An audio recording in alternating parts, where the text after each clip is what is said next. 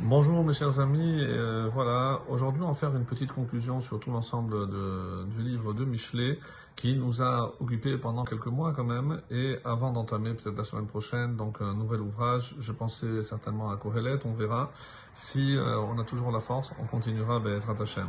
Alors il est clair que pour conclure donc cet ouvrage magnifique de Michelet, il y a évidemment ce qu'on appelle en termes généraux le pshat. Le pshat, donc il s'agit véritablement de nous donner des conseils comme la conclusion vient nous le dire de Eshet Raïl. Et pourquoi cette conclusion? C'est pour nous dire que le plus important pour un homme, c'est d'avoir trouvé justement cette femme qui l'éloignera de la faute, qui l'éloignera de la radinerie, qui même lorsque elle est pauvre, elle va chercher le pain de loin, mais après elle a des néharotes, elle a des servantes, donc elle saura gérer son foyer, et c'est évidemment pour un homme la plus grande chance. Ça c'est, on va dire, d'après le pshat, et la plupart des commentaires donc suivent donc cette voie. Et de quoi s'agit-il donc dans Eshet Raïl, qui a été choisi comme conclusion de tout l'ouvrage? On nous dit que c'est une forme de hesped. Il y a certains textes, certaines formes, Kol Yemei à tous les jours de sa vie, ou alors Ve'at Alitat Kulan, et toi tu les as tous surpassés.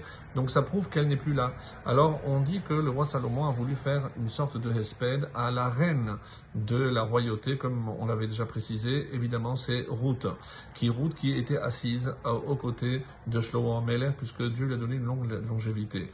Selon d'autres, il s'agit aussi d'un hesped, donc d'un éloge funèbre, mais pas de Ruth, de Abraham. C'est Abraham qui aurait fait cet éloge à Sarah, et par Roi HaKodesh, le roi Salomon l'a retrouvé. Et donc il y a des allusions tout au long de ce passage à Sarah Imenu, qu'on lira d'ailleurs dans Chaye Sarah, la mort de Sarah, la semaine suivante, la semaine prochaine. Donc pour montrer que c'est Abraham qui, en quelque sorte, veut faire la louange de son épouse. Mais il est évident qu'on ne peut pas faire que le pshat, et c'est ici ce que l'on dit, il y a le pshat et le sod, et on ne peut pas aussi faire fi du sod, c'est-à-dire, comme son nom l'indique, un mashal. Mashal, c'est une parabole, c'est-à-dire qu'il y a un message à l'intérieur de la parabole, et si je considère que tout est une parabole, donc il y a un message à l'intérieur, et c'est ce que beaucoup de commentaires vont essayer évidemment de trouver. Le Rambam lui-même écrira que par rapport à Eshet Raïl, donc même si d'habitude il suit le pshat, ben là il reconnaît qu'il y a forcément d'autres choses, et comme on l'a expliqué tout au long de notre commentaire, donc la Isha peut être certainement ou la sagesse ou la Torah elle-même, et Rambam qui est beaucoup plus proche du pshat, comme le Ibn Ezra, et pas comme d'autres, par exemple le Malbim, on a parlé beaucoup du Malbim, du Gaon de Vilna, qui s'écarte du sens simple pour nous faire montrer un autre registre tout au long de cet ouvrage.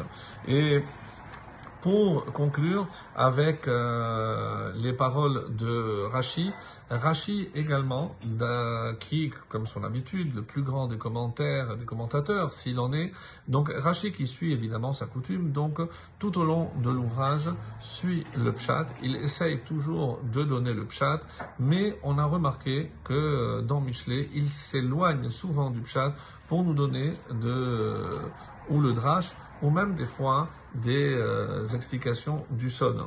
Et c'est pour ça que lorsque on regarde la conclusion, et je parle d'Eshet Raïl, Rashi d'abord suit le pshat, mais ensuite il nous propose une lecture très intéressante concernant la conclusion. Eshet Raïl, dit Rashi, hi ha-Torah. Donc il le dit clairement. Mimtsa, heureux celui qui a le mérite de trouver la Torah. Alors, Darshat Tsemelu Pishtim, pourquoi les filles Shemshila les Isha Diber les filles Hamelitza Bedarke Melechet Anashim. Donc on a parlé de l'ouvrage des femmes, mais c'est tout ce que la Torah peut apporter. On avait dit, comme on va le voir avec le Maharal, c'est le Derech Eretz, c'est le comportement, bien évidemment, et la Chochma, puisque la Torah nous donne aussi la Chochma.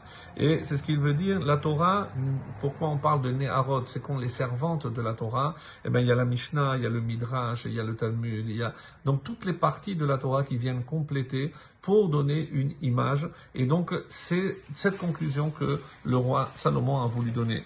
Et pour lire la conclusion donc du Maharal, qui nous dit comme ça qu'il y a donc ces trois choses dont on a parlé, et qu'il dit, il y a donc Elu Shlosha Devarim, donc trois choses qui sont dépendantes l'une de l'autre, Derech Eretz, le comportement, Chorma, la sagesse, et Yirat Shamayim, et la crainte du ciel.